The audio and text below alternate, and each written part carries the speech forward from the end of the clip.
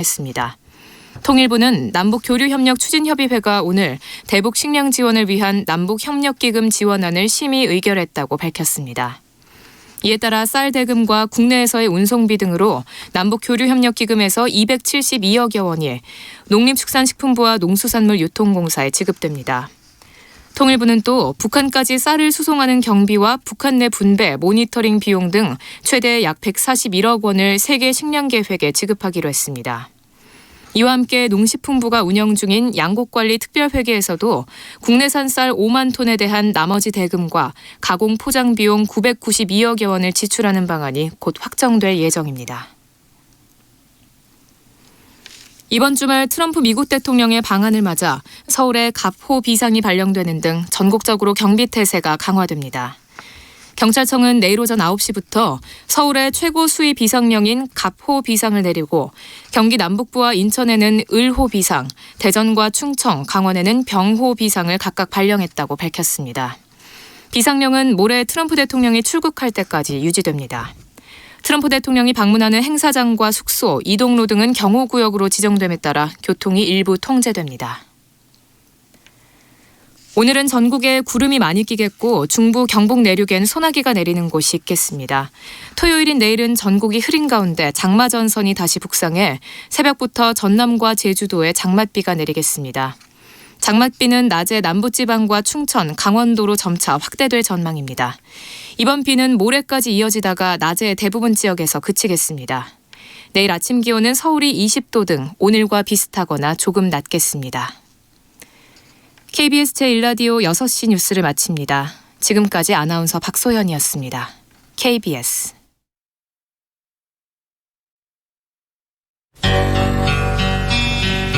지극 정성을 다하는 국민의 방송 KBS 김용민 라이브. 이 프로그램은 여러분의 소중한 수신료로 만들어지고 있습니다. 김용민 라이브 오디오 파노라마. 뇌물수수 혐의 등으로 구속 상태에서 항소심 재판을 받고 있는 이명박 전 대통령이 보석으로 풀려나게 됐습니다. 이 전 대통령 측은 또 당뇨 등 9가지 병에 시달리고 있고 특히 수면 무호흡증으로 돌연사 위험까지 있다고 주장해왔습니다. 지난 3월 6일 건강 때문에 보석을 허가한 것일까? 재판부는 이 전 대통령 측이 주장했던 고령이나 건강 악화로 인한 보석은 아니라는 점을 분명히 했습니다. 사실 구속되고 재판받는 과정에서는 걷기조차 힘든 모습을 연출했는데 이 전 대통령이 걷는 모습이 좀 힘들어 보입니다. 벽도 짚고요. 그래서 건강이 많이 악화된 상황이긴 한데 그런데 보석으로 석방되자 쌩쌩하게 걷던 이명박 전 대통령. 아무래도 의아하다는 반응이 나오자 이 전 대통령의 측근인 이재호 전 의원 대수롭지 않게 보고 감옥에 들어가 보면 감옥에서 금방 죽어도 나올 때는 다 그렇게 나옵니다. MB가 보석으로 풀려나고 그 이튿날인 3월 7일 TBS 라디오에 나온 주진우 기자. 앞으로 이명박 전 대통령의 전략은 뭐가 될 거라고 보십니까? 아프실 예정입니다. 아프실 예정입니다. 그리고 4월 18일 같은 방송에 또 나온 주진우 기자. 마지막 남은 수단 아프실 예정이라고 우리가 예상했는데. 네네. 이명박 대통령이 지금은 차에서 내리고 막 계단을 올라갈 때 경호원들의 부축을 받기 시작했어요. 아 그래요? 네. 그리고 왼쪽 발을 끌다가 오른쪽 발을 끌다 양발을 같이 끌고 계세요. 요새는. 그래서 알겠습니다. 아프실 예정이다. 네, 크게 아프실 예정입니다. 크게 아프실 예정인데. 그런데 6월 27일 이명박 전 대통령이 고열 증상으로 서울대병원에서 입원 치료를 받았습니다. 이 전 대통령 측 관계자는 최근 몸 상태가 많이 안 좋아서 병원에 갔더니 의사가 입원을 권했다며 법원의 허가를 받아 서울대병원에서 검진을 받았다고 밝혔습니다.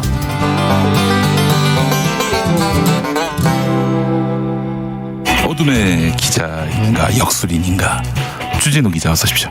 MB의 병원 입원을 정확히 예측한 주진우 기자. 역술인 반열에 오른 듯. MB는 정말 아팠을까? 지금 나와서도 5번 이상 서울대병원에 가서 계속 검진을 하고 계속 정밀 검사를 하는데 네네. 아픈 데가 없어요. 의사들도 그렇고 간호사들도 그렇고 굉장히 난감해하고 있습니다.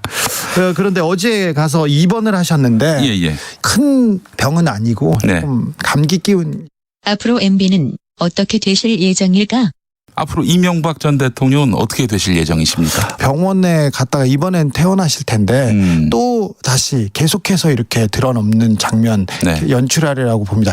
아랍 축구들 예. 축구 경기 보면 네. 이기고 있거나 비기고 있을 때 네. 계속 드러눕는 장면, 연기하는 장면 봤지 않습니까? 할리우드 액션이라고. 네네. 네.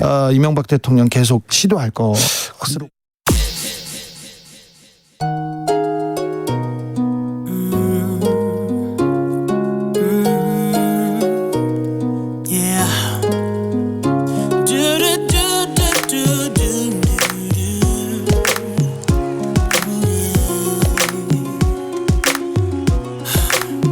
Gotta change my answering machine now that I'm alone. Cause right now it says that we can't come to the phone. And I know it makes no sense, cause you walked out the door. But it's the only way I hear your voice anymore. It's ridiculous. It's been months, and for some reason I just can't get over. And I'm stronger than this, yeah. Enough is enough. No more walking around with my head down. I'm so over being blue, crying over you.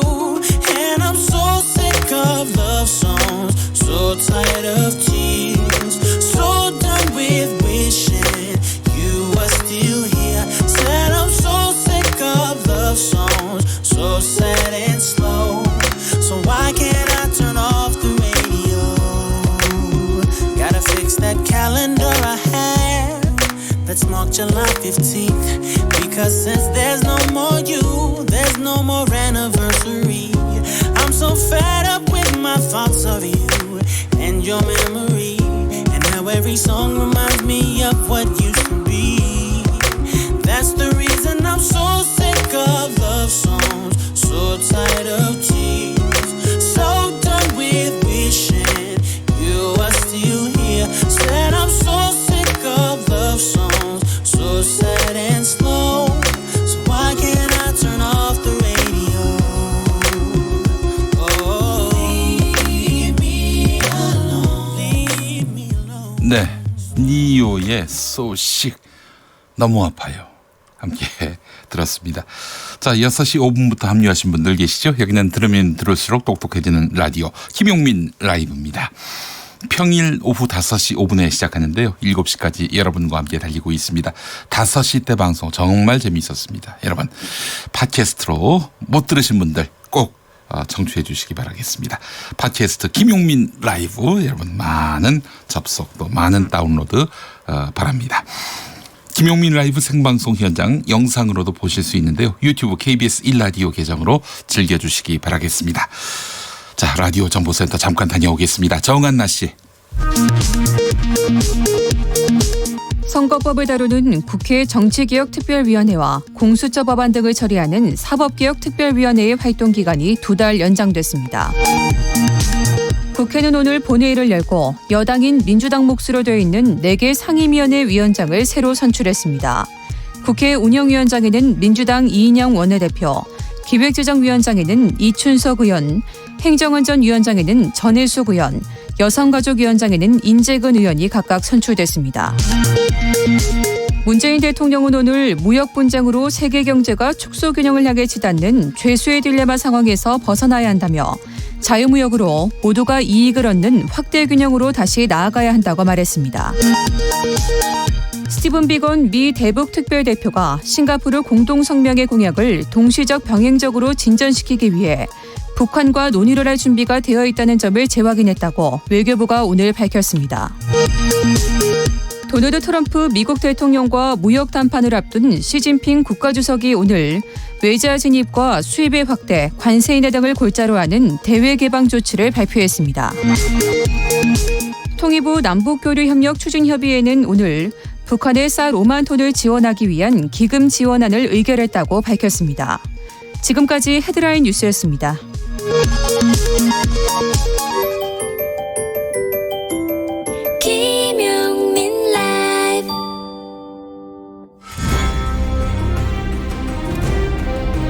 오늘 국회의 모습이 내일 총선의 결과로 나타난다. 만약 내일 21대 국회의원 선거가 치러진다면 그 결과는 몇 대 몇 21대 총선을 예측해본다. 2020 의석 전쟁. 이 분야 최고의 예언가지만은 뭐 아직 증명된 바는 없습니다. 그냥 우리끼리는 그렇게 예언자로 몰아드리고 있습니다. 최스트라다무스, 최무스, 최영일 평론가 나오셨습니다. 안녕하세요. 네, 반갑습니다. 아, 금요일입니다. 네. 힘이 납니다. 이제 금요일이라서요. 그렇습니다. 이틀 쉬니까. 그렇습니다. 이제 네. 한 40분, 42분 정도 지나면 네네. 이제 집으로 갑니다. 제가 10여 분 메꿔드릴게요. 즐거운 시간 또 우리 최모스와 함께하겠습니다. 네. 자, 현재 각 정당의 의석수부터 체크해 보겠습니다. 네네. 의석수가 변동이 없어야 정상인데. 네네네. 지금 뭐 이 여당 집권당인 이 더불어민주당 128석 그대로예요. 네네네. 그런데 한 석이 이동을 했어요. 자유한국당이 112석 지난주에. 그래요. 112석이었는데 예. 111석. 의원직 상실을 당했나? 그건 아니고. 예. 한 명의 의원이 다른 당으로 이적을 했죠. 그렇습니다. 그게 바로 홍문종 의원인데 예. 뭐 바로 지난주까지 자유한국당 의원. 그래서 제가 112 숫자 111 좋지 않습니까? 예, 그런데 그렇죠. 111 됐어요. 한 주만에. 예.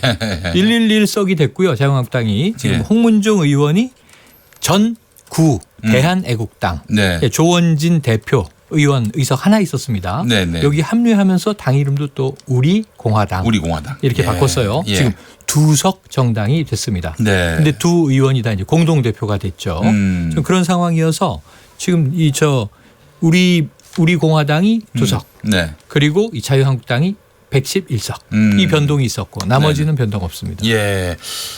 더불어민주당 128석, 자유한국당 111석, 바른미래당 28석, 네. 민주평화당 14석, 정의당 6석, 6석 그대로죠. 민중당 1석, 네. 그리고 우리공화당 2석, 두 석. 무소속 8석. 그렇습니다. 298석. 네. 예. 알겠습니다. 자, 2석이 됐어요. 뭐 이 정도면은 그 우리 공화당 글쎄 뭐 2명으로 뭐 원내에서 존재감을 보이긴 쉽지 않을 것도 같은데 말이죠. 근데 원외에서, 네, 원외에서. 장외에서 지금 존재감을 보이고 있죠. 장외에서. 네, 그렇죠. 광화문 광장에서 존재감을 보이고 있죠. 박근혜 전 대통령 뜻에 따라서 우리 공화당이라는 네네. 당명을 지었다. 이런 얘기를 하는데 근거 있습니까? 확인된 건 없습니다. 근데 그렇게 이제 주장을 하고 있으니까 네네, 일단 네. 그럴 가능성도 있다 이렇게 보고 있는데 네. 지금까지 우리가 알고 있는 것은 그냥 이 옥중에서 거의 뭐 어떻게 활동을 하는지 우리는 모르지 않습니까? 네네네. 하지만 이제 수감돼 있는 박근혜 전 대통령 유일한 접견자는 이 유영하 변호사. 네, 다른 변호인 사람들은 접견 안 만나요? 아무도. 예. 황교안 사실은 이 대표가 네.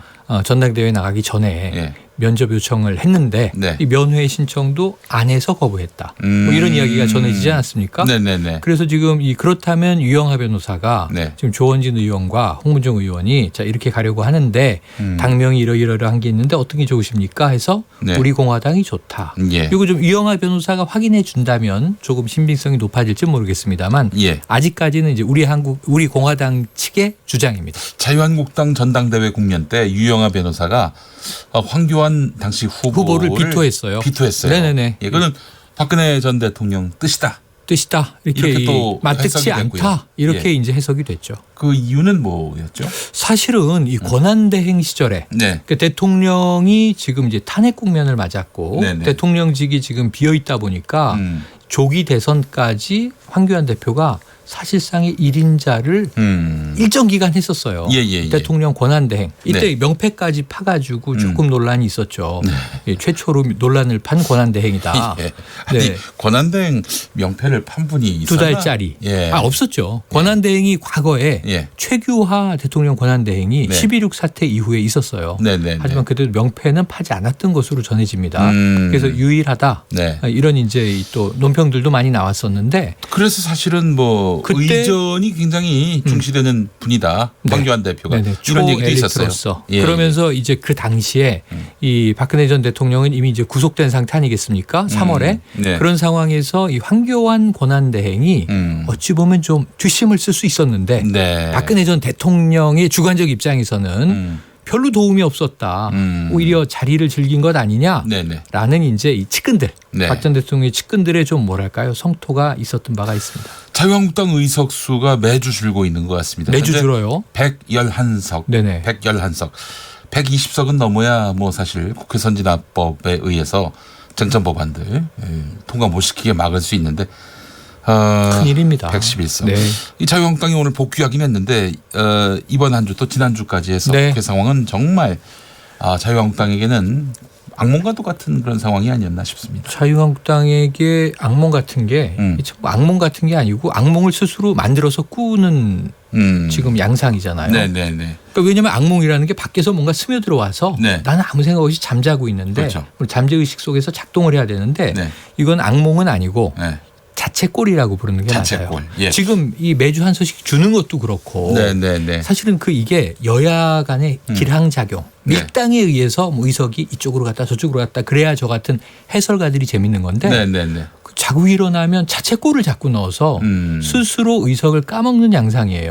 그 황교안 대표는 언론을 좌파들이 장악해서 네네. 문제가 안 될 사안도 자꾸 문제로 만든다. 네. 이렇게 또 불편함을 그래서 토로하더라고요. 저는 오늘 황교안 대표 입장에서 이걸 좀 해석을 했습니다. 네네네. 충분히 황 대표 입장에서는 그렇게 얘기할 수 있다. 네네. 왜냐하면 이전 정권 때는 언론이 심중을 다 알아서 분석을 해줬어요. 네. 뭐 이렇게 말을 하든 저렇게 말을 하든 취지를 다 해석해줬는데 대표님이 실은 그런 뜻으로 하신 말씀이다 이렇게. 그럼요. 수많은 본인이 그렇게 해명하지 않더라도. 예, 수많은 평론가와 언론이 다 네. 이렇게 해석을 하고 예. 완벽한 스토리를 만들어서 보도를 해줬었어요. 네. 그런데 지금은 언론이 안 도와줘요. 너무 쌀쌀맞은 거 아닙니까? 네. 그래서 황 대표께서 직접 얘기를 하시잖아요. 취지를 봐줘야지. 취지를 청년들에게 좋은 뜻으로 한 말인데 외국인 노동자 차별위헌이다 위법이다 법도 모르냐 초엘리트께서 이렇게 얘기를 하면은 섭섭하다. 또 예를 들면 내가 엉덩이 춤을 가지고 꼭 앞으로 갈고 닦아서 다가오는 10개월도 안 남은 총선에서 공연단 활동을 해달라 그런 게 아니잖아요. 꼭 집어서. 그런데 전반적인 취지로 한 얘기인데 네. 그걸 자꾸 거기다가 이 경남도당이 엉덩이 춤에다가 열심히 연습해서 공연단이 돼달라는 얘기를 갖다 붙이니까 네. 언론이 악마에 편집하는 거 아니냐. 옛날엔 천사의 편집을 해줬는데 네. 지금 언론은 왜 이러나 이런 근데 생각이 말이죠. 드실만 하죠. 그 황교안 대표는 지금 대권 주자로서 국민들에게 검증받고 있어요. 그렇기 때문에 그렇죠. 작은 말실수도 국민들이 민감하게 보는 거에 대해서 겸허한 자세를 취해야 한다고 그러니까 봅니다. 제 말씀은 예. 이제 지금 언론이 정상화되고 있는 과정인데 바로 몇 년 전에 언론이 비정상일 때가 있었어요. 네. 그때 황교안 이 지금 대표가 대통령 권한대행도 하고 네. 또 총리도 하고 그렇죠. 그다음에 법무부 장관도 하고 네, 네, 아주 네. 이 출세가도를 달리지 않습니까? 예. 그때는 언론이 이렇게 잘해줬는데 알아서 해줬는데 글쎄 말입니다. 지금 언론은 왜 이렇게 빡빡하냐? 예. 그거를 이제 말씀하신 대로 대권 주자로서 가는 길에 네. 검증 과정이라고 자기 성찰하시면 좋은데 네. 일단 지금은 좀 외부 요인들이 많이 섭섭하신 듯합니다. 당 소속 국회의원 또 당직자 당원들은 황교안 대표에 대해서 의전을 챙겨드려야 할지 모르겠지만 왜 국민이 언론이 황 대표에 대해서 의전을 이게 해야 정상이죠. 예. 정상입니다. 검증할 건 검증해야죠. 네. 그래서 그게 이 마뜩치 않으면은 정면 민주공화국에서 돌파를 해야 돼요. 민주공화국에서 대통령 되면 네. 안 되죠. 그래서 이제 현실을 이제 이 깨달아가고 있는 일종의 체험 과정이다 이렇게 말씀드릴 수 있겠는데 네네네. 이 주초와 주말이 예. 이번 주가 아주 다이나믹해요. 네. 주초에는 이 원내 교섭단체만 이 여야 3당 원내대표가 네. 합의문을 썼는데 네네. 2시간 만에 예. 잉크가 마르기도 전에 네. 자당에서 예. 추인을 거부하면서 다시 국회 정상화가 무력화되는 참담한 상황을 봅니다. 네. 저는 이게 허무개그도 아니고 이게 무슨 짓이냐 이런 얘기를 했거든요. 이때 자유한국당 의석이 최무수의 예언으로 네. 한 10석이 날아갑니다.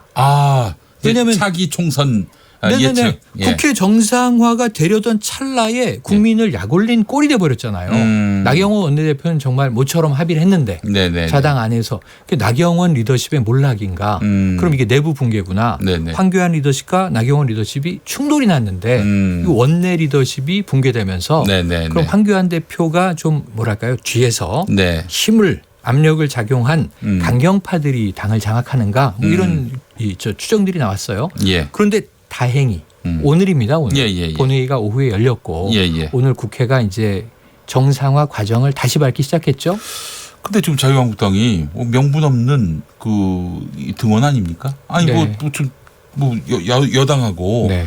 80일 동안 맞서 싸웠는데 뭐 하나 변변히 84일째. 얻은 것도 없이 네. 뭐 특위위원장 한 자리, 뭐 그 특위위원수 일부 조정, 네. 뭐 그 대세가 바뀌는 것도 아니에요. 네네 맞아요. 그 정도 갖고 그러니까 뭐 이게 성과라고 말하기는 정치 공학적으로나 이 선거 전략으로 보면 왜 뭐 하려고 3개월 가까이 일했나 네. 하는 얘기가 나올 만한데 네네. 지난번에 그 추인을 거부할 때 10명의 강경 의원들이 무슨 얘기를 했냐면 아니 나경원 원내대표 뭘 얻어왔습니까? 네. 우리한테 무슨 이득이 있어요? 지금 이 합의문 써온 게 이렇게 얘기를 했는데 네. 그때 제가 정말 화냈습니다. 방송에서. 음. 우리에게 무엇이 얻어질 합의인가가 아니라 음. 국민에게 무엇이 얻어질 합의인가를 좀 물어보세요. 국회의원님들. 지금 이 자유한국당이 뭘 얻어갈 때가 아니에요. 국민들은 뿔났어요. 그러니까 예. 국민 소환제 얘기하고 세비 반납 제도화라고 얘기하고 있어요. 네. 이게 뭐냐면 학생이 학교를 안 가면서 그다음에 선별적으로 참여하겠다. 이건 뭐 국회가 뷔페냐 이런 얘기 나왔잖아요. 예, 예. 너무 좋은 직장이에요. 국회의원이 제가 보니까 하고 싶은 일만 골라서 해도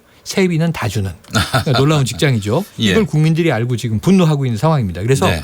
오늘 자유한국당은 백기투항할 수밖에 없었다. 아. 6월 말일이기 때문에. 예, 예. 예. 다음 주 월요일 되면 7월이잖아요. 그러네요. 이분들 여름휴가 못 가요. 여름휴가 갈 수 있습니까 지금? 그것도 그렇고 반년 동안 아무 일도 안 이거 했는데. 뭐 명분 실리 찾다가는 이 정기국회 네. 그 예산국회인데 9월부터는 정기국회입니다. 예. 예산국회로까지 연말에 이어지는데 뭐 국정감사도 있고요. 그때 빈손 상태라면 큰일 나죠. 큰일 그러면 나죠. 이제 내년 총선 때 내가 네네. 지역구 국회의원으로서 이런 예산을 따왔다. 어디 이렇게 내세울 것도 없게 되는 거예요. 캘린더를 보면 지금 이번 잘 보시면 이 임시국회가 8월 31일까지로 합의가 됐어요. 네. 꽉 채워서 해야 됩니다. 지금 한 3개월 날린 거를 7월, 8월 열심히 일해야 돼요. 네. 절대 여름휴가 가시면 안 돼요. 네. 국회의원분들은. 그럼요. 그런데 이 상황에서 9월이 딱 되면 정기국회 열리고 가장 중요한 게 추석민심. 네. 총선 판도를 가르는 추석민심. 네. 그리고 이제 국정감사. 야당이 사실은 여기는 그야말로 주무대 아니겠습니까? 네, 네. 그리고 말씀하신 대로 예산국회 그리고 이제 설명절 오면은 그다음에 바로 봄 되고 입춘대기일 하면은 이제 총선이에요. 이미 뭐 설날 때쯤 되면은 판이 이제 예, 확정되지 속도가 않겠는가. 아주 이 특별한 이변이 없는 한 판은 네. 흘러갑니다. 지금 네. 이걸 이제 읽어보니 지금 국회 안 들어가면 큰일 난다. 네. 우리가 백지동맹하고 네. 이게 이 학교에 안 가는 그야말로 투쟁을 할 때가 아니다. 이 정신을 좀 차린 거고요. 네. 주초에 까먹은 열석을 오늘 어쨌든 국회를 열리도록 합의하고 추인이 이루어지면서 5석 복구했다. 제가 인심 씁니다. 알겠습니다. 네, 마이너스 10석 대단한 플러스 인심을 5석. 쓰셨습니다. 예. 그 지금 우리 애청자분 중에 이제 더불어민주당 지지하시는 분 같아요. 네. 이번에 이제 국회 정상화 합의 오늘 이제 하게 이루어졌죠. 됐고 또 본회의가 열렸는데 민주당이 뭐 속은 거 아니냐, 자유한국당이 뭐 이제 뭐 술을 쓴 거 아니냐. 덫을 네. 깔아놓은 거 아니냐. 그거 들어 있어요. 예. 이인영 원내대표 입장에서는 어쩔 수 없었다고 전 봅니다만 왜냐하면 뭐 합의문도 합의 정신에 따라 처리키로 한다 이거 뭐 반대했잖아요. 네네. 합의 처리키로 한다. 뭐 그거나 제 생각이 똑같아요. 네. 패스트트랙 문제는 지금 자유한국당이 예. 참여해서 함께 합의하지 않으면 어렵습니다. 이거 여야 사당 다 알고 한 거예요. 압력 넣으려고 한 거지 패스트트랙에 올려서 330일 후에 선거제 개편안이 되면 자유한국당은 반대하는데 그대로 내년 총선이 치러진다 그런 거 아니에요. 네. 그러니까 어차피 그것은 짜여진 시나리오대로 가는데 문제는 뭐냐면 지금 청취자분이 얘기한 그겁니다. 위원회 2개를 연장하기로 오늘 합의하면서 원포인트 국회가 열린 거예요. 네, 네, 네. 자, 이 사개특위와 정개특위가 8월 말까지 이제 연장하는데 네. 위원장이 네. 지금 사개특위 사법개혁특위는 원래 이상민 의원이었죠. 더불어민주당의. 네. 그리고 정개특위는 지금 심상정 정의당 의원이었어요. 네, 네. 그런데 이 의석수가 많은 당이 하나씩 순차대로 차지하는 거예요. 특위 2개예요. 네, 네. 그럼 네. 하나는 민주당이 가져가고 하나는 한국당이 가져가는 그림이에요. 네. 그럼 어디가 어디를 가져가기로 했습니까? 민주당이 먼저 정하면 남은 거를 우리 한국당이 가져갑니다. 네. 양보하는 것 같잖아요. 네, 네. 아니죠. 지금 민주당은 어디를 가져가겠습니까? 정개특위를 가져갈 것 같은데요. 2개 다 놓치면 안 됩니다. 2개 다 놓치면 안 돼요. 사실은. 둘 다 민주당이 갖는다? 네. 근데 얘를 지금 합의 내용 그러니까 그래야 되는데 네, 예. 왜냐하면 사개특위에 있는 2개 패스트트랙 법안은 공수처 신설과 네. 검경수사권 조정. 예, 예. 이거는 이 문재인 정부의 핵심적인 사법개혁 과제예요. 네. 또 정개특위에는 이제 선거제 개편안이 들어있어요. 그렇습니다. 이건 물론 바른미래당 손학규 대표와 네. 정의당 이정미 대표가 단식까지 하면서 지난해 말에 얻어낸 거지만 네네. 또 대통령 공약 사항이기도 해요. 예. 그래서 이제 이게 두 개 다 중요한데 문제는 이 두 개 중에 뭘 민주당이 고르느냐가 지금 참 난감한 상황이 되어 있어요. 네. 그러면은 이제 만약에 한국당이 사개특위를 가져가면 네. 공수처 신설과 검경수사권 조정을 무력화시키는 쪽으로 흘러갈 가능성이 크고 네. 정개특위를 가져가면은 가장 싫어하던 선거제 개편안을 무력화시킬 가능성이 큽니다. 그러니까요. 그 걱정들 하는 거예요. 지금. 네, 맞아요. 그거예요. 그리고 이제 정의당이 지금 난감하죠. 예. 지금 가지고 있던 위원장직을 하나 뺏길 상황인데 네. 오늘의 합의는 교섭단체 3당만의 것이다. 그래서 제가 여기 훈수를 둔다면 네. 이 민주평화당 왜 네. 트셨어요? 지금 지난 재보선을 통해서 이 정의당 6석 다시 찾았을 때 그러니까 무슨 원내 합당하라는 것도 교섭단체 아니고. 연대를 했어야 돼요. 합당하라고 하는 평화와 것도 정의 아니고. 연대를 다시 살려놨어야. 그래서 예. 5당 체제이긴 하지만 네. 4당 대표가 합의를 했어야 돼요. 네. 그러면 조금 다른 결과가 나올 수도 글쎄 있었습니다. 말입니다. 거기야말로 진짜 실기한 것 같네요. 실기했습니다. 자, 지금 자유한국당 의원 중에 몇 사람이 이제 경찰에 출석해야 합니다. 국회법도 국회선진화법. 몇 사람이 아니죠? 네. 네. 국회법, 국회선진화법 위반. 네. 더러는 또 이 그 특수공무집행 방해까지. 네네 물리력을 썼으니까. 이렇게 해서 고소 고발된 한국당 의원이 59명인데 네. 아 이거 저 총선에 큰 변수가 될 것 같은데요. 큰 변수가 되고 네. 끝까지 이제 이것을 수사하고 기소가 돼서 사법적 판단이 내려진다면 그렇지만 지금 자유한국당은 이제 추정컨대는 과거의 관행을 이제 들어서 네. 자 합의하고 지금 국회를 우리가 이어가고 있는데 고소고발전이 웬 말이냐 예. 서로 취하하자 예. 전략으로 갈 국민이 수 용납 안 해요, 근데 그거는. 그런데 예, 그렇죠. 근데 이제 이것은 결국은 근데 이거를 처벌하지 않게 되면 문제는 이 과거에는 정치적 관행으로 네. 아 여야가 그래 좋게 가야지 서로 이제 법정 다툼하면서 되겠어 국민이 용납을 했어요. 네. 말씀하신 대로 이제는 국민 여론이 예. 이런 거 슬그머니 취하 이런 거 용납 안 한다. 국민이 뭐 네네. 감정적으로 그런 게 아니라 이런 것도 있어요. 이거 만약에 이렇게 국회법, 국회선진화법 위반했는데 이대로 넘어가면은 네. 아무 일도 없다는 듯이 넘어가면은 다음에 또 할 거 아니냐. 이런 그러면은 식으로. 지금 예를 들어 민주노총 위원장은 왜 구속했어요? 글쎄 말이에요. 국회에서 이제 이 과격한 불법 시위를 해서 지금 이제 구속시키는 시대입니다. 네, 네, 그러니까 네. 이건 국회의원도 예외 없다. 네. 이렇게 봐야 맞을 것 같습니다. 자, 2020 의석 전쟁. 내일 국회의원 총선 네. 되면은 의석 어떻게 됩니까? TK에서 네. 우리 공화당이 3석쯤 얻을 가능성이 있다. 대신 그래요. 홍은종 의원이 수도권으로 출마해서 안 됩니다. 지금 네. 의정부 지역인데 네, 수도권은 어려워요. 네, 우리 네. 공화당. 예. TK 예. 박근혜 전 대통령의 동정 여론이 살아있는 지역으로 간다면 네. 2-3석쯤 건질 수 있어요. 네. 그러면 이제 자유한국당이 의석을 뺏기겠죠. 네. 자유한국당 오늘 현재 네. 87석. 87석. 어이고. 네. 제가 2석 더 얹어드린 거예요. 예. 원래 85석 계산이 나왔는데 예. 87석 드렸고요. 예. 민주당도 특별히 잘하지 못했어요. 지금 이제 북한 목선 문제 등 약간 그렇지. 이제 고민들이 있어요. 예. 또 이제 문재인 대통령 외교에 지금 올인하고 있는데 네. 이 아베가 또 지금 틀고 있어요. 예. 민주당의 잘못이라기보다는 여러 가지 좀 국정 상황의 애로들이 있어서 네. 140석 드립니다. 140석. 네. 알겠습니다.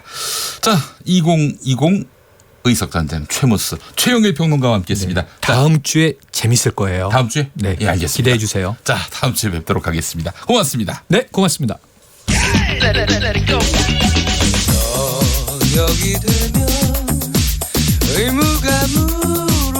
김용민 라이브를 듣고 계시죠?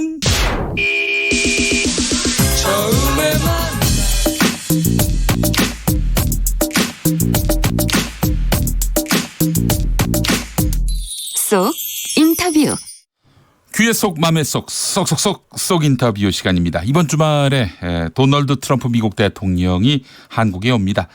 한미 회담을 앞두고 최근 트럼프 대통령의 발언과 행보 그리고 이와 관련한 미국 내 분위기 어떤지 짚어보겠습니다.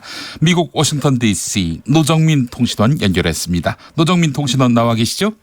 네, 안녕하십니까. 미국 워싱턴입니다. 지금 몇 시입니까 거기? 예, 지금 새벽 5시 32분입니다. 네. 항상 죄송합니다. 네, 아닙니다. 예. 자, 트럼프 대통령이 G20 정상회의 참석을 위해서 일본으로 갔고요. 네. 여러 나라에 공격을 퍼부었습니다. 의장국인 일본뿐 아니라 무역전쟁 상대국인 중국, 이례적으로 베트남까지 공격했는데 이 전선을 점점 확대하는 것 같아서 트럼프 대통령이 왜 이러는지 그 의도를 또 여쭙지 않을 수 없게 됐습니다. 네.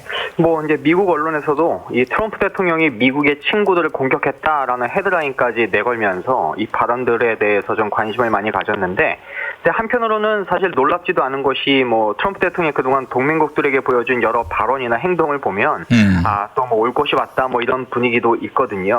예. 그런데 저분이 또 왜 저러나 이런 생각도 들고. 네. 그래서 이제 트럼프 대통령 발언을 보니까 사실 이 해당 그 국가들과의 그 불평등 조약 때문에 미국이 손해를 보고 있다는 거거든요.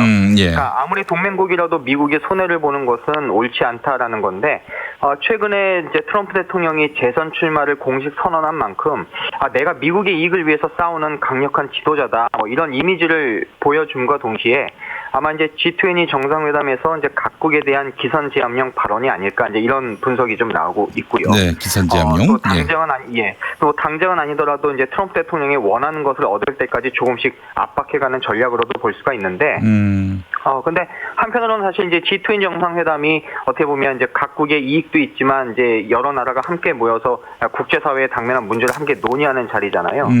그런데 이제 그 무대 가기 앞서서 동맹국까지 비난하는 이런 모습을 통해서 아마 이번 G20 정상회담도 아마 트럼프 대통령이 아마 실패하지 않겠느냐, 뭐 이런 좀 우려의 목소리도 좀 많이 나왔습니다. 외교에서는 트럼프 대통령이 점수를 많이 못 따고 있군요. 국내에선 좀 그런 것 같습니다. 네, 알겠습니다. 자, 트럼프 대통령 뭐 한마디로 말해서 미국 우선주의를 시전하고 있다라고 봐야 될 텐데, 이런 미국 우선주의 사실 미국민들의 환심을 살려고 했던 거 아니겠어요? 미국 내부에서 어떻게 보고 있습니까? 예. 사실 이제 그 실생활의 일자리에서부터 이제 미국의 안보, 무역 등에서 이제 미국을 우선시하고 그 혜택을 미국인 유권자들에게 돌려준다라는 건데, 뭐 이제 그럴듯하기도 하고 실제로 이제 이를 지지하는 유권자도 적지 않거든요. 네. 그런데 지난 3년 가까이 이제 미국 우선주의만 강조하다 보니까 그 부작용이 적지 않다는 건데, 네. 뭐 예를 들어서 지금 이제 중국과의 무역 갈등 같은 경우 이제 각 나라와의 이제 무역 갈등에서 오히려 경제적 역효과를 막는 사례가 이제 나타나고 있는 겁니다. 게다가 이제 이민 정책 때문에 뭐 이민 제한이라든가 불법 체류자 추방이라든가 네. 유학생 홀대 뭐 이런 거에 의존했던 이제 미국 사회 경제에도 좀 악영향을 끼치고 있는데, 실제로 미국인들 사이에서도 이에 대한 지지율은 별로 이렇게 높지가 않거든요. 그래요? 예, 그렇죠. 그러니까 미국 우선주의 무역 정책에 대해서는 한 38% 정도 지지율이 나왔고요. 또 이 미국 경제의 보호무역 정책이 악영향을 미칠 것이다, 뭐 이런 그 여론도 좀 높은데, 네. 또 하나는 국제사회에서 미국이 지닌 가치나 역할에 대해서 상당히 좀 자부심을 많이 느끼고 있거든요. 근데 미국 우선주의에 대해서 사실 어떻게 보면은 미국의 가치나 그 미국의 역할이 다 못하고 있다라는 어떤 그 비판과 우려의 목소리도 적지 않아서 이 공화당 내에서도 지지보다는 반대 의견이 더 많은 것으로 지금 알고 있습니다. 공화당 내부에서도 말이죠. 예, 네. 알겠습니다. 트럼프 대통령이 이제 재선 공식 선언을 했어요. 재선 출마 공식 선언을 했는데 현재 지지율이 어떤지도 궁금한데, 지지율 이야기는 잠시 후에 묻도록 하고, 내년 대선에서 트럼프 대통령의 맞상대는 누구로 예상됩니까? 예, 지금 민주당 측에서 이제 차기 대선에 출마 선언한 예비 후보가 한 24명 정도 됩니다. 네. 그래서 지난 26일부터 1차, 2차에 나눠서 TV 토론회가 시작이 됐는데, 일단 주목할 만한 인물이 한 5명 정도로 지금 나뉘고 있어요. 이제 좁혀지고 있는데, 이제 조 바이든 전 부통령이라든가, 또 지난 대선에 나왔던 버니 샌더스 상원 의원, 그리고 이제 코리 부커 상원 의원이나 엘리자베스 워런 상원 의원, 또 카말라 해리스 상원 의원, 이제 이런 인물들이 상위권을 형성하고 있는데, 그 어제 2차 토론회가 열렸는데, 거기에서 이제 카말라 해리스, 이제 캘리포니아주 상원 의원이 아주 잘했다, 이런 평가를 받았고, 반면에 뭐 바이든 전 부통령이나 샌더스 의원 같은 경우에는 잘 못했다, 이런 평가가 좀 나왔습니다.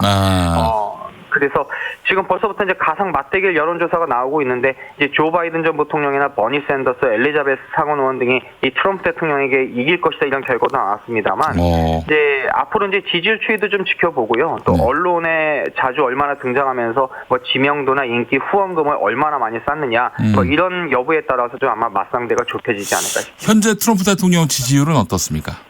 예, 지금 한 40%대 지지를 기록하고 있는데 지난해와 올해 초보다는 조금은 상승했거든요. 게다가 한 10명 중에 4명 정도는 이제 재선에서 트럼프 대통령 찍겠다 이런 사람들이 있어서 아마 고정층 지지율도 건재한 것으로 보이고요. 그래서 뭐 그렇게 뭐 높은 편이라고는 좀 볼 수 없지만 그래도 지난해보다 올랐고 40% 정도의 그 선은 좀 유지하고 있다 이렇게 볼 수가 있겠습니다. 야당 주자들 지지율과 비교해 봤을 때 어떻습니까? 예, 지금 뭐 야당 지지율에서는 뭐 훨씬 더 트럼프 대통령보다 한 10% 정도 이제 야당 후보들이 앞서는 것으로 나타나기도 하고 또 일부 경합주에서는 뭐 동률을 이룬다 이런 여론조사도 나오고 있으니까 뭐 지금은 박빙이다 뭐 이렇게 볼 수 있겠습니다. 네, 최근에 미국과 멕시코 국경에 리오그란데 강을 헤엄쳐서 미국에 들어가려던 이민자 부녀의 익사 사진이 보도되면서 전 세계가 큰 충격에 빠졌습니다. 이 미국의 이민 정책에 대한 비판이 전 세계적으로 고조되고 있는데 이 논란에 대한 미국 내부 반응은 어떻게 나오고 있습니까?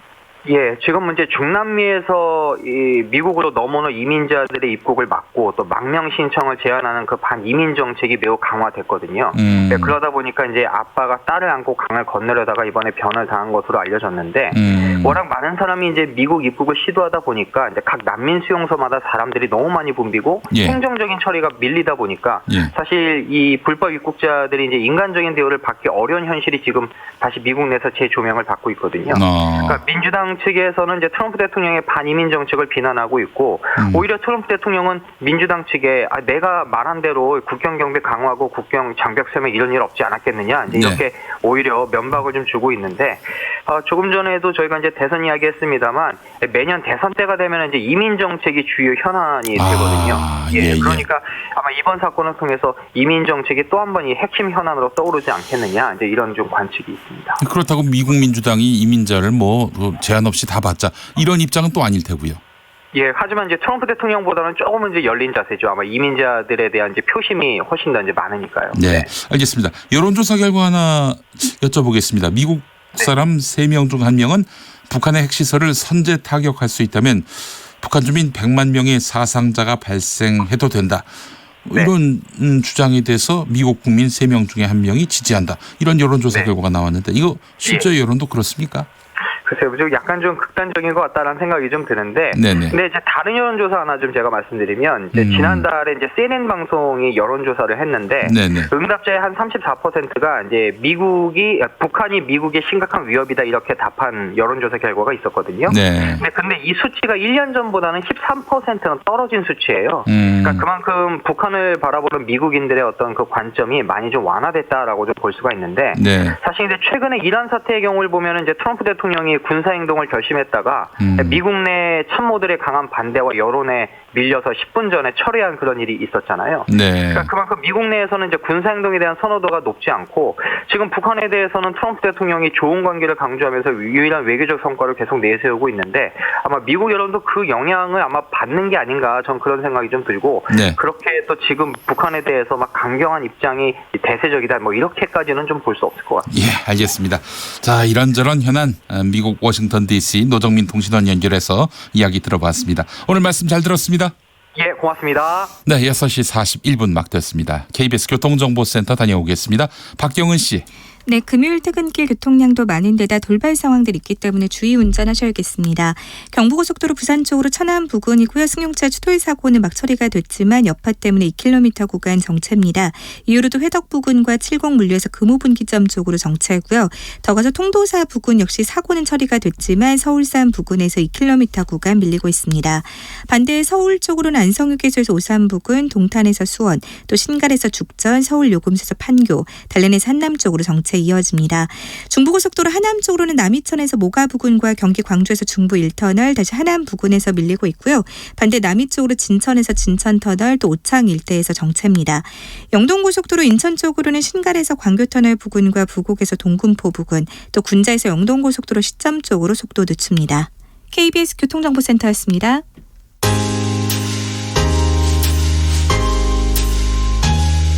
당신의 퇴근길, 야근길, 장보는 길, 학교길, 귀갓길, 정처 없이 걷는 길.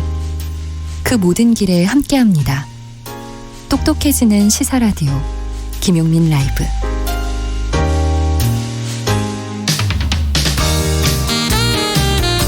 김용민 라이브 금요 초대석 특별한 만남 특 인터뷰 준비했습니다.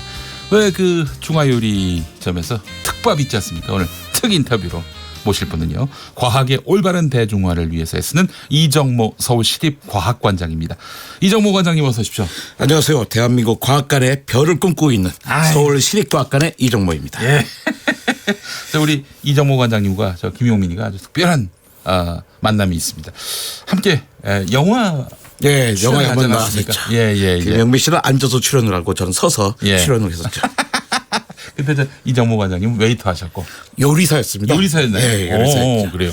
저는 저 사기꾼. 사기꾼으로 해서 여균동 감독 작품에 여균동이 아니라 최근작이잖아요. 그렇습니다. 근데 그 영화는 망했죠? 그게 전주 국제영화제 상영이 됐고요. 우리 일반 극장에 잠깐 상영됐다는데 엄마랑 같이 가려고 날짜를 조정하는 사이에 내렸더라고요. 그래서 극장에서 못 봤습니다. 자, 그렇지만 정말 좋은 영화였습니다. 여러분들 한번 이 제목이 뭐였죠? 예수보다 낫어. 예수보다 낫어. 아니 출연한 사람인데 영화 제목을 제가 몰라요. 알겠습니다. 거기서 이제 예수보다 낫선에서 우리 요리사로 나오신 이정모 관장님 또 사기꾼으로 나온 김용민. 이렇게 해서 인연을 갖게 됐는데 저는 사실 우리 이정모 관장님 그 한국일보 매주인가요? 격주로 쓰고 있습니다. 그 칼럼은 정말 너무너무 좋아요. 따뜻하고요. 그리고 지식이 새록새록. 5년째 안 잘리고 있는. 너무 좋은 칼럼이니까 그렇습니다. 자, 본인 스스로 사이언스 커뮤니케이터 이렇게 설명하시는데 대중에게 과학을 아주 쉽게 전파하고 계시는 분입니다. 자, 과학을 알면은 뭐 혼란스러운 일도 적어진다 이런 말씀도 하시고요. 관련해서 오늘 몇 가지 과학 이슈에 대해서 팩트 체크 한번 해보도록 하겠습니다. 그렇죠. G20 특집으로 일본과 중국 관련한 카더라 팩트 체크. 자, 카더라를 우리가 극복하지 않으면은 카더라에 먹힙니다. 팩트 체크. 우선 일본부터 가보겠습니다. 일본 여행 가도 괜찮을까? 방사능 얼마나 위험한가? 뭐 몇몇 블로그 보면요 이미 도쿄도 다 방사능으로 그야말로 오염이 돼가지고 갈 나라가 못 된다 이런 얘기가. 그런 얘기 정말 많죠. 그러니까 인터넷만 보면 일본에 여행 가면 벌써 큰일 나는 겁니다. 근데 일단 매년 무려 700만 명의 한국 사람들이 일본을 여행합니다. 일본을 다녀오고 있고요. 중국 사람들도 아마 그에 못지않게 다녀오겠죠. 그리고 지금 세계 주요 정상들이 모두 지금 일본에 모여 있습니다. 여기 가면 난리가 나는데 세계 주요 정상들이 다 거기 계실 리는 없겠죠. 후쿠시마 핵발전소 사고로 통계된 곳이 아니라면 일본 여행을 하는 것은 아무런 문제가 없습니다. 일단 일본 분들이 멀쩡하게 잘 살고 계시잖아요. 자꾸 이렇게 이야기하면 너 일본 여행의 안정성을 증명할 수 있어? 뭐 이렇게 해봐. 그런 분들 많은데 이쯤 되면 태도를 좀 바꿔야 될 것 같아요. 일본 여행의 안전성을 증명하려 요구할 게 아니라 일본 여행의 위험성을 주장하는 분들이 그 위험성을 근거를 제시할 필요가 있는 거죠. 그것도 일본에서 사온 과자 먹으면 안 돼. 막 그런 분이 있어. 실제 사무실로도 있어요. 누가 여행 가서 과자 선물했더니 슬그머니 안 먹는 거예요. 나 이거 위험하다 해서. 그래서 제가 대신 먹었습니다. 그래요? 유통기한만 지나지 않았으면 어느 나라 과자든 드셔도 됩니다. 알겠습니다. 자, 인터넷에 퍼지고 있는 일본 괴담 팩트 체크 하고 있는 중인데 아니 후쿠시마 원전 사고 후에 암과 백혈병 환자가 늘어났다. 일본 전역이 세슘으로 물들었다. 이거 진짜입니까? 가짜입니까? 실제로 암과 백혈병 환자가 늘었죠. 그건 늘었습니다. 그렇다고 해주고 일본 전역이 세슘으로 물들은 건 아니겠죠. 그러니까 세슘이 물들었던 게 무슨 뜻인지 모르겠어요. 세슘의 불꽃 반응이요. 아주 아름다운 하늘색입니다. 그러니까 설마 일본이 아름다운 하늘색으로 변했다는 뜻은 아닐 거예요. 아마 방사성 동위원소인 세슘 137이 후쿠시마 발전소에서 누출된 것을 말씀하시는 것 같아요. 근데 후쿠시마에서 나오는 방사능 물질은 100가지쯤 됩니다. 근데 굳이 세슘을 이야기하는 이유는 세슘이 측정하기 쉽기 때문이에요. 이건 여름에 냉면집 단속하면서 맨날 대장균 검출했다고 이야기하잖아요. 대장균 말고도 몸에 해로운 균들이 많이 있습니다. 그런데 이런 것들은 검출하기가 어려워요. 근데 대장균은 쉽게 검출되거든요. 대장균이 해로워서가 아니라 대장균이 많으면 다른 균도 당연히 많을 거라 짐작할 수 있기 때문에 대장균을 조사하는 거죠.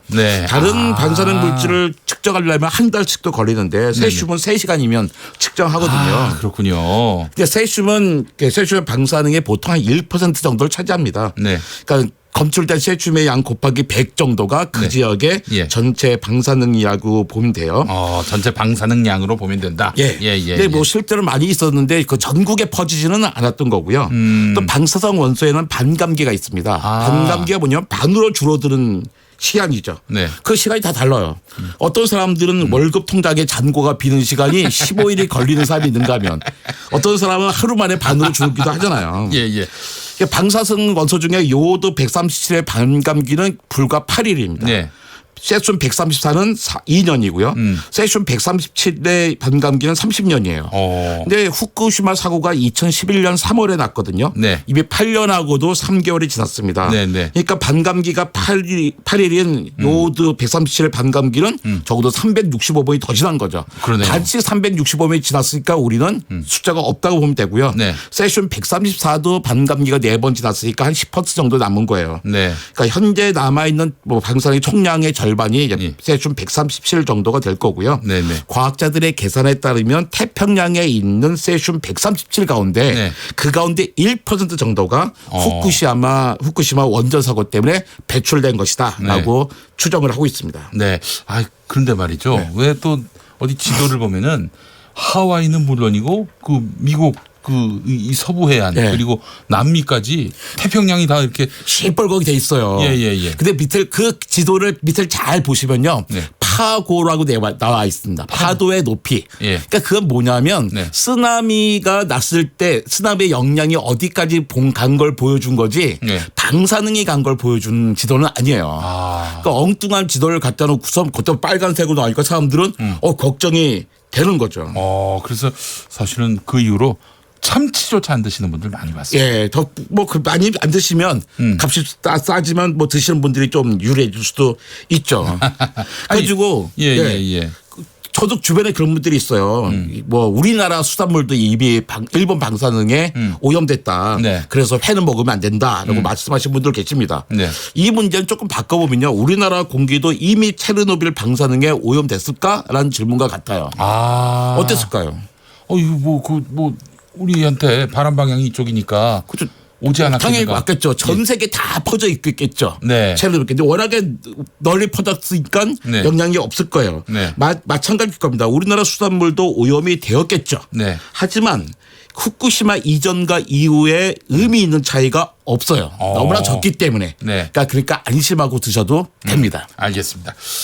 자, 일본 괴담 하나 더 보겠습니다. 이 지인의 지인이 일본에 일주일 여행 갔다 왔는데 방사능 때문에 생리를 안 한다. 조기 폐경이 왔다고 하더라. 일본 여행과 조기 폐경의 연관성 있다 없다. 이런 문제는 보통 지인의 지인이죠. 지인의 지인. 자기도 아니고. 지인도 아니에요. 지인의 지인. 폐경 또는 요즘은 이제 월경을 완성했다는 의미로 이제 완경이란 말을 많이 하죠. 그 폐경 완경은 50세 전후에 나타나는 게 정상입니다. 근데 40대에도 나타나긴 해요. 100명당 1명꼴. 또 30대는 1000명당 1명 정도가 이제 조기 폐경 현상을 겪고 있습니다. 근데 일찍 폐경이 되면 왜 임신을 할 수 없으니까 문제가 되는 거죠. 근데 보통의 조기 폐경의 원인은 뭐 염색체 이상이다, 뭐 담배 때문이다, 흡연 때문이다라고 말씀은 많이 하시는데요. 아직 과학적으로 밝혀진 조기 폐경의 원인은 없어요. 만약에 일본에 일주일 갔다 와가지고 조기 폐경이 됐다. 일본 여행과 폐경 사이 연관성이 있다면 아마 벌써 일본은 심각한 인구 문제에 위기에 빠졌겠죠. 겨우 일본에 일주일 갔다 왔는데 방사능 때문에 조기 폐경됐다면 일본에 사신 분들은 임신 가능성이 아예 없으니까요. 그러겠네요. 제 두 딸이 있는데 후쿠시마 사태 이후로 거의 매년 일본 여행을 가고 있어요. 여행비가 되게 싸졌거든요. 근데 아무런 문제 없이 잘 건강하게 지내고 있습니다. 만약에 방사능 때문에 폐경이 있다 그런다면 방사능이 몸 바깥에는 더 크게 영향을 줄 거 아니에요. 아무래도 신체 다른 부분에 영향을 더 많이 피부라든지 그런 문제가 없는데 그럴 수는 없는 일입니다. 알겠습니다. 일본 관련한 카더라 한 가지 더. 최근 일본 인도네시아에서 하루에만 지진이 15번 일어나면서 환태평양 불의 고리가 움직이는 거 아니냐 이런 얘기가 나오고 있는데 이렇게 되면은 또 이 지진이 우리나라에도 엄습하는 것 아닌가. 이런 염려 많이 합니다. 그러니까 환태평양 불의골이 뭐 요즘은 청취자들 다 알고 계실 텐데요. 네. 그러니까 태평양을 둘러싼 지도를 생각해 보죠. 네. 저 서쪽부터 동쪽이네요. 예. 그러니까 칠레 남쪽부터 시작해서 멕시코, 미국의 캘리포니아, 카나다, 알래스카를 지나서 네. 러시아의 캄차카 반도, 일본, 필리핀, 인도네시아, 뉴기지를 지나서 뉴질랜드까지. 네. 그러니까 뭐 반지 모양으로 태평양을 둘러싸고 있는 지역을 환태평양 지진대라고 합니다. 예. 그러니까 태평양에서 그러니까 뭐 반지처럼 둘러싸고 있는 태평양을 네. 지진이 잘 일어나는 곳이라는 뜻이죠. 왜 여기에 지진이 잘 일어나냐면 네. 지구의 껍질을 이루는 지각판이 마주치는 곳이기 때문입니다. 아. 지진이 발생하는 곳에서는 원래 화산도 잘 터지거든요. 글쎄 말이에요. 그러다 보니 환태평양 지진대를 환태평양 불의 고리, 링 오브 파이어라고도 하죠. 아. 그러니까 환태평양 지진대, 그러니까 환태평양 불의 고리에서는 원래 워낙에 화산 폭발과 지진이 많이 일어난 곳이었습니다. 네. 올해라고 해서 특별히 지진과 화산 폭발이 더 활발한 건 아니에요. 그런데도 사람들이 더 활발하게 느끼는 데는 두 가지 이유가 있는 것 같아요. 예. 실제로는 지진 발생 횟수가 늘었습니다. 그런데 큰 지진이 늘어난 게 아니라 아주 작은 미세한 지진들이 늘어났어요. 아. 이건 실제로 지진 발생 횟수가 늘었다기보다는 지진 측정 기술이 좋아져서 옛날에는 감지하지 못했던 것마저 예. 지진계가 측정하고 있다는 거죠. 이게 뭐랑 비슷하냐면 작년 11월 달에 예방주사 백신에 비소가 나왔다고 좀 난리가 난 적이 있었어요. 근데 갑자기 예방주사에 비소를 넣을 리는 없잖아요. 네네. 너무 적어서 검출하지 못했던 걸 기술이 좋아지다 보니까 비소를 이제 검출할 수 있는 비소가 거예요. 검출됐었던 거죠. 예. 보통 거기에 들어있는 양이 우리 밥 한 숟갈 정도에 들어있는 양입니다. 그러니까 의미가 없는 거죠. 네. 또 둘째는 최근에는 전 세계 어디서 사람들이나 다 스마트폰을 갖고 있잖아요. 네네네. 현장 사진이 SNS를 통해서 즉시 전 세계에 전파되기 때문에 더 많이 늘어난다. 불안감을 갖게 되는 거죠. 그러네요. 환태평양 지진대의 불의 고리는 잠든 적이 없어요. 인류가 등장한 다음부터는 항상 깨어 있었습니다. 네네. 따라서 환태평양 불의 고리가 다시 깨어났다든지 흔들리고 있다라는 말은 사실 의미가 없는 말이죠. 네, 알겠습니다. 아, 일본 팩트 체크 다 끝났습니다. 이번 중국으로 한번 가보겠습니다. 중국이 지구를 구한다고? 이건 무슨 이야기? 이 중국의 대국굴기 이 영화의 소재로 많이 사용됐습니다. 결국 중국이 지구를 구한다 이런 내용인데 실제로 미래에 이런 일이 일어나겠는가? 저 유랑지구라 가지고 더 원더링 어스라는 영화가 있었는데요. 정말 최고였어요. 원더링 어스. 그러니까 지구를 태양계 바깥으로 대피를 시키는 영화입니다. 근데 사람들이 약간 거부감을 가졌어요. 중국이 어떻게 그런 거래? 근데 우리 영화 인디펜스 데이 같은 데 보면 미국이 그렇게 하잖아요. 근데 그런데 또 우리 괜찮은데 갑자기 중국이 구한다니까 우리 옆 나라에서 자존심이 상할 수도 있을 것 같은데요. 근데 물론 중국이 그렇게 잘할 수 있을지는 모르겠지만 중국이 유랑지구 같은 영화를 만들었다는 건 그만큼 과학에 대한 자부심이 있다는 겁니다. 그래요? 실제로 올해 1월 3일에 중국의 달 탐사선 창호 4호가 달의 뒷면에 착륙했어요. 아폴로 11호가 달에 간 지 49년 6개월 만의 일이죠. 중국은 또 올해 말까지 달 뒷면에서 표면 샘플을 지구에 가지고 오겠다고 합니다. 중국은 이미 2003년에요. 2003년에 소련과 미국에 이어서 세계 세 번째로 유인 우주 비행에 성공한 나라입니다. 네. 우주에서 그러면 중국은 만리장성도 볼 수 있다. 뭐 은근히 이런 얘기를 흘리고 있는 것 같던데요. 그러니까 2003년에 유인 우주선을 갔다 왔을 때 중국 사람들이 그 중국 우주인한테 물어봤어요. 우주에서 만리장성이 보였냐 하는 거죠. 보였겠나요? 기껏해야 한 10m밖에 안 되는 거잖아요. 폭이. 그러니까 만약에 우주에서 만리장성이 보인다면 강변북로도 보여야 되고 세정단 세계신 세종로도 보여야 됩니다. 그렇죠. 그럴 리가 없잖아요. 만리장성 보이지 않고요. 실제로 그 중국 우주인이 분명하게 말했습니다. 안 보이던데요. 안 보이던데. 그렇군요. 뭐 너무 과학 기술을 과신해 가지고 그런 것 같은데 아직 그 단계까지 간 건 아니다. 이런 말씀이군요. 알겠습니다. 아이고 시간이 너무 금방 지나서 오늘 이야기 다 못했습니다. 우리 이정모 서울시립과학관장님 언제 또 한번 모시도록 하겠습니다. 감사합니다. 오늘 아주 재미있는 이야기 잘 들었습니다. 자, G20과 과학 이야기 이정모 서울시립과학관장과 함께한 시간이었습니다.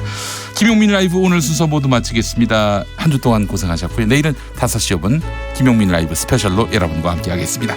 좋은 저녁 보내십시오.